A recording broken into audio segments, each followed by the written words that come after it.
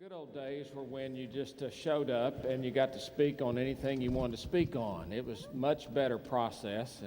And for preachers, what that usually meant was, okay, what sermon has stunk the least over the last 3 months? And that's what I'll do in the chapel service. And if you had one that you thought you could add a couple of jokes to, because, I mean, frankly, if you go to the gathering and you're not bringing any humor, you're just going to die on the vine. And so what particular lesson could I have that I can add a couple of jokes to?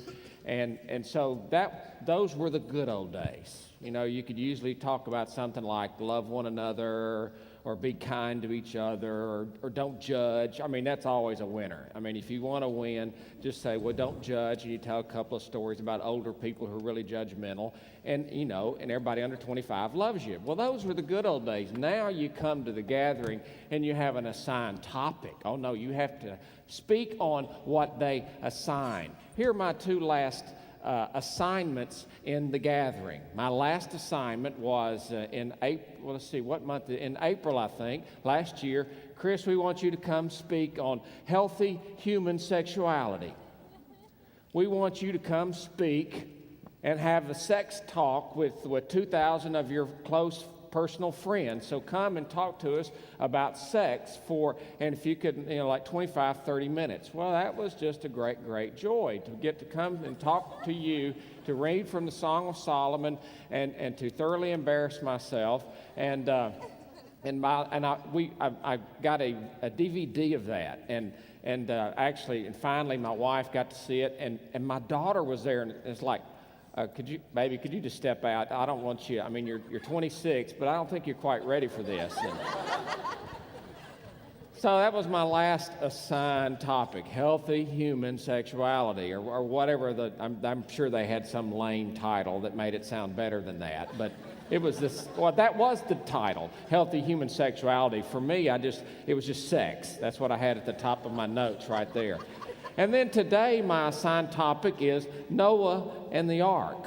Genesis chapter, the flood story. I mean, that's a sophisticated way of saying it, the flood story. I have Noah and the Ark written on the top of my notes. And you may be thinking, what's your beef with Noah and the Ark? Well, number one, I only have one joke in my arsenal about Noah and the Ark, and it's not very good at all. So let me just go ahead and get this out of the way so I can move on. Why did Noah not fish off of the Ark? Because he only had 2 worms. So that's the only... I mean, y'all should be ashamed for even laughing at that. I mean, that's just sad. And so number one, I don't have any funny stuff about Noah and the Ark. And number two, because remember, it's all about the humor. I mean, you'll leave and, you may not be able to remember anything, but hey, boy, God, Chapel, he was funny today. That's all that matters. I know that's true. And then number two is, it's the story of the flood. That's a scary story. And if you've ever noticed how when we tell the story to children, we kind of conveniently leave out a few facts. I can remember doing this with my own children when I would tell the story of Noah and the Ark. Did any of you have like really spiritual parents and a toy that you got when you were a kid? Anybody get a little ark with little animals? Let me get out of this. Did anybody? Nobody? Okay, we have all the spiritual people sit right here in front. Okay, so, right? I mean, you had the little ark, and you had so you had the boat, and then you had all the animals, and you'd march them in 2 by 2. Okay, now tell me, how many of y'all who had that little boat with the little animals, how many of you also had a little packet of dead bodies? I'm thinking not, right? You didn't have any dead bodies, that you could like lay around, like little army men that all died, and here's all the people safe on the inside, and here's all the dead bodies, and the songs. The Lord said that, if I don't know which is like top of my list of I'm done with it, whether it's Father Abraham had many sons. I'm over that, okay? That song's 35 years old. Let's just give it a rest, right on, or no, it's right arm, left arm. I'm done with that. But then the other one, I think I would put right up there is Lord said to Noah to build him an arky. Lord said to Noah to build him an arky. Build it out of gopher barky. You know, I'm over that. I'm waiting for the VBS that adds this verse. I wrote this today. I'm pretty impressed with it. Carcasses, they piled up in the treesies, carcasses. They piled up in the treesies.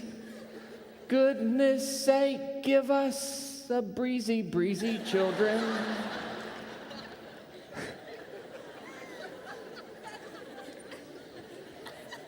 And see, what this is, I mean, this just flat out, other than silliness, this is just gallows humor, right? I mean, we see something and it looks so awful to look at. Let's kind of look at it from the side, because if we just look face on, man alive. The flood story in Genesis 6 through 9 is a continuation of what you've been talking about. Are you going to live in God's story? Are you going to live in the life that God's provided? It began with the creation. And you remember how the creation ended? I'm sure Chris mentioned this a couple of weeks ago. He looked at everything, and behold, what? Is good. Well, and it was good for just a bit. But just like the playroom is wonderfully clean, grandparents have it all clean, and then the kids show up, and it's just a wreck within 15 minutes. That's kind of how things happen with humankind. Because everything was good, and then humanity decided that they didn't want a good thing, they wanted to be God. Oh, eat of that tree, baby. Tree of knowledge of good and evil. That'll give you, well, that'll float your boat right there. And so the woman said, I believe I want that. She convinced the man, I believe that he wants that as well. And so you have the fall of humanity. And then the story continues. It's a story that's so old, it's so repetitious. It hasn't been funny for centuries, where you have brothers and sibling rivalry, and one gets upset because God is more pleased. And so what does he do? He looks, and behold, it is all good. And then within 2 chapters, you got a brother going out on the backside of a rock and killing his brother. Cain, what have you done?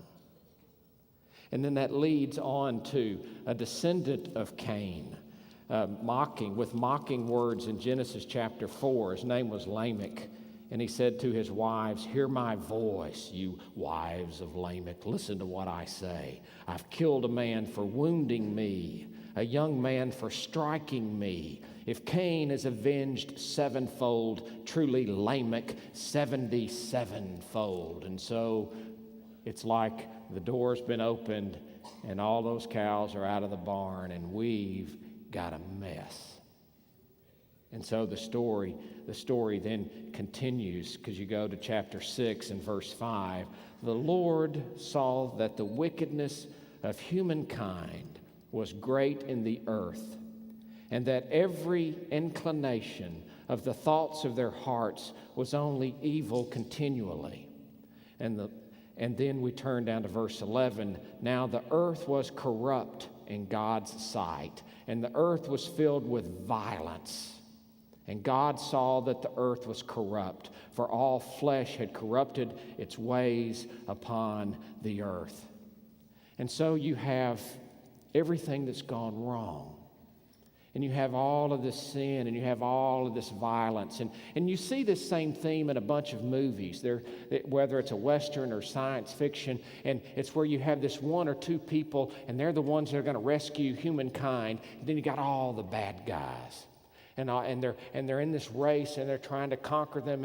And so whether it's Iron Man, or whether it's a latest Western, a Wyatt Earp movie, anything like that, you have the bad guys, and they're in control of everything. And oh my goodness, if we can just have somebody restore some order. And that's the portrait that you have here. And it's a portrait of a world that has gone desperately, desperately, desperately wrong. Part of our difficulty when we look at the story and the gruesomeness of it, and this doesn't take it all away. But part of it is because ultimately we're kind of in on this deal. We're guilty too. Our place in the story is not really the Noah, the righteous one. Our place is with everybody out there in the water trying to swim. We're guilty.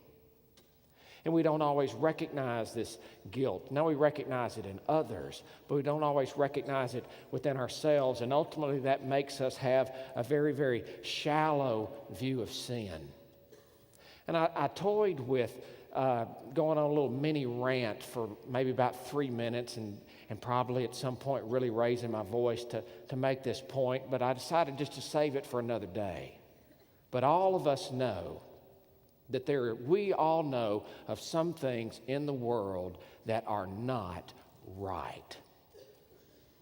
Now, it would vary from one individual to the next, but we can look at our world and we can see places where our world is broken, desperately broken. The violence that pervades our culture and our society.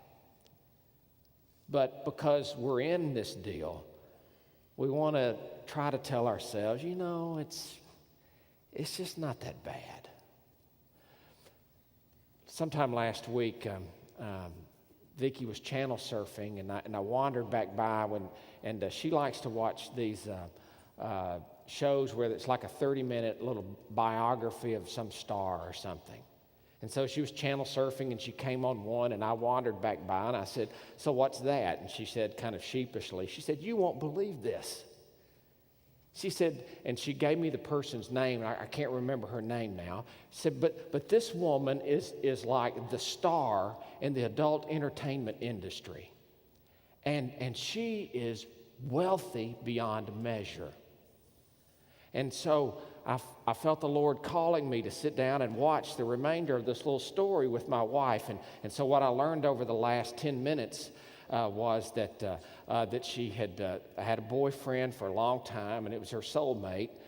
But then they divorced after 3 years. But then she found another guy, and he was a martial artist guy. I mean, you look like you don't want to mess with him. He was just one solid chunk all the way from top to bottom. And so they had married, and he was now her soulmate. And she had written this book that has an embarrassing title that I can't repeat. And she had just had this gargantuan home. She had twins. And if I knew her name, I would tell you. But, how am I going to find out her name? I mean, am I going to put in my Google search on my computer at church, wealthiest porn star, and I can see me explaining that to the elders. No, it's for a chapel talk, I promise. It really was. But they're asking her at the end, and they said, you feel like you're going to go to heaven? And she said, well, yeah. Kind of like, well, that's a silly question. Now, I'm thinking about getting out of the industry because I'm not really sure how I would tell my twin boys. But yeah, I'm a good person.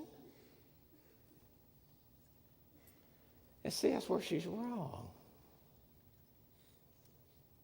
She's not. And you're not. And I'm not. We are broken people. And we at times want to convince ourselves it's God's deal. I had a friend who gave his testimony at church 2 or 3 weeks ago. As a boy, it's about 19 or 20, and has had his trouble with substance abuse over the last 2 or 3 years. Graduated from alcohol to cocaine. Been sober about 6 months.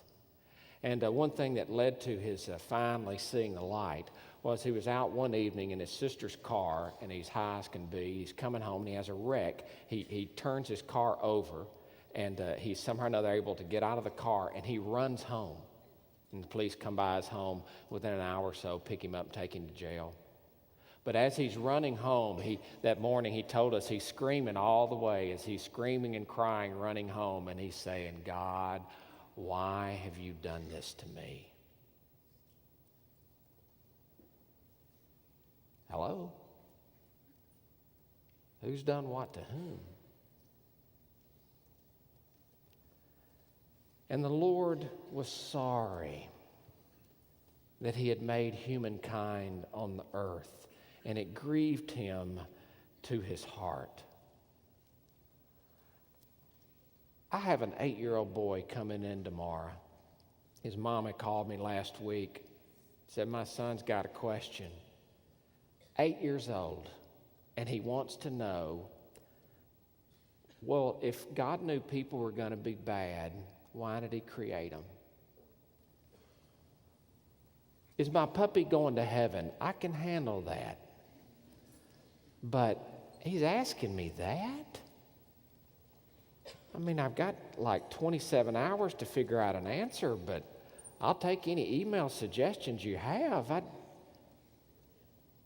It certainly begs the question that we can even ask the question. Well, apparently the Lord thought it was worth the effort. But it's a pretty significant question. But be sure you see what it says about God.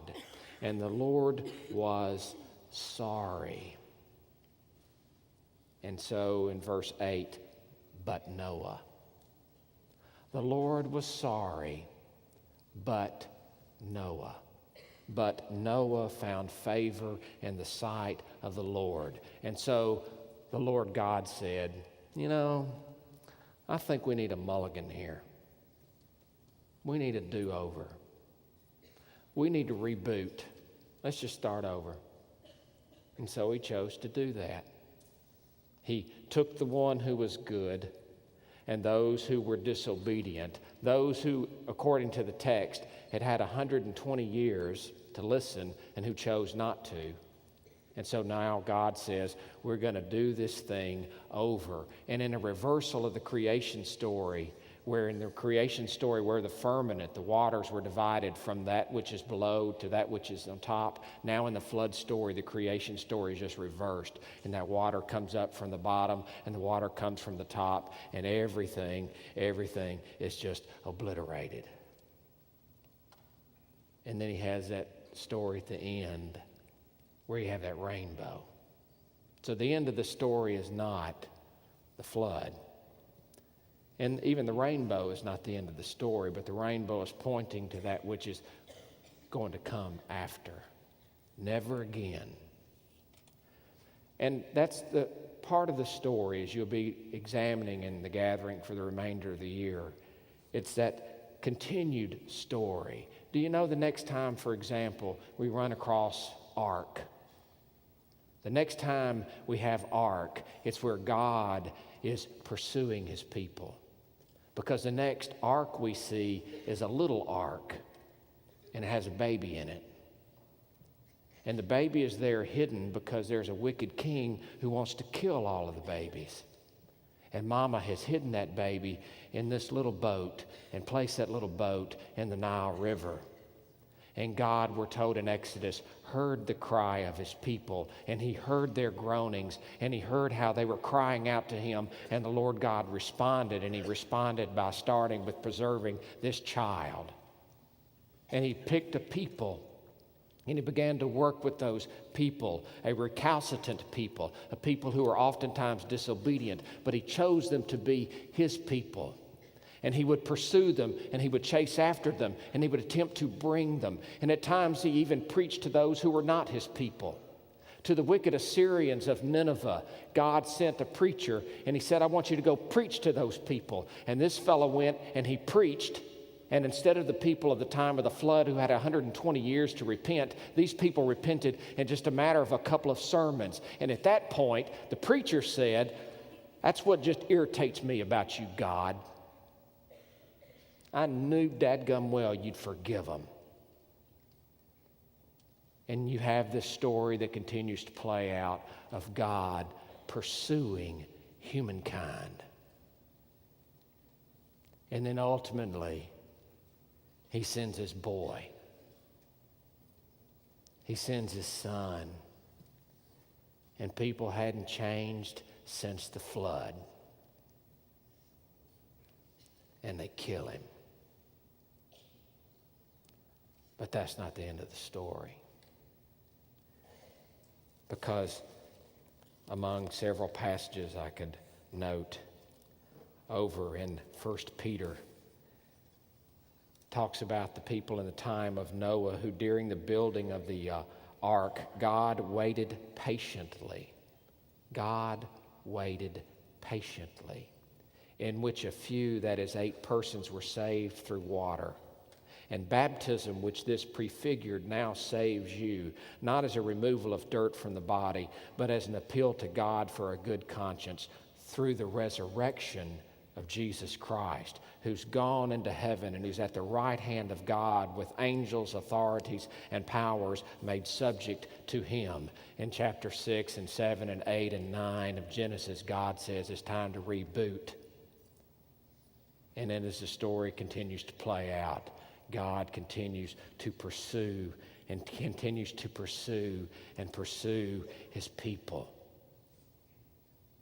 And so the portrait of God is fleshed out in the remainder of the story. The portrait is of a God who's standing and the people are in the water, and God says, come here. You're drowning. You're sinking. You're killing yourself. Come here. I want you on the boat with me.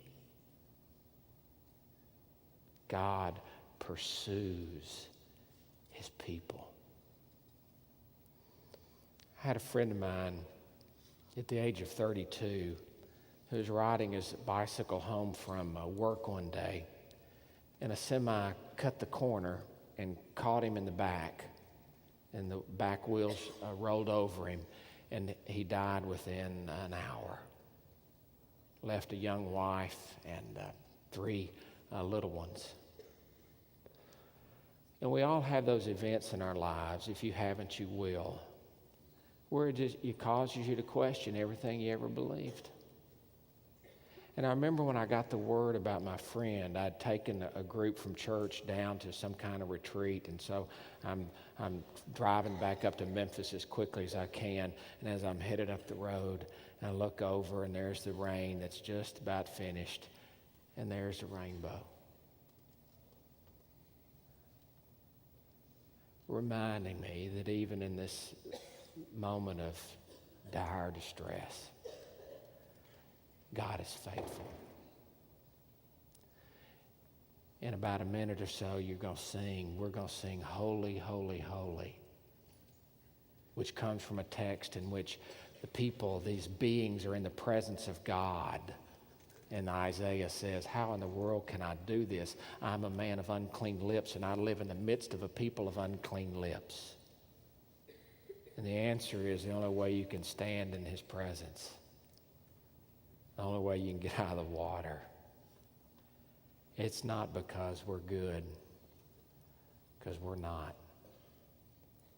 But the rainbow says, God's good. Will you live in God's story? A story written by a good God. So let's sing together.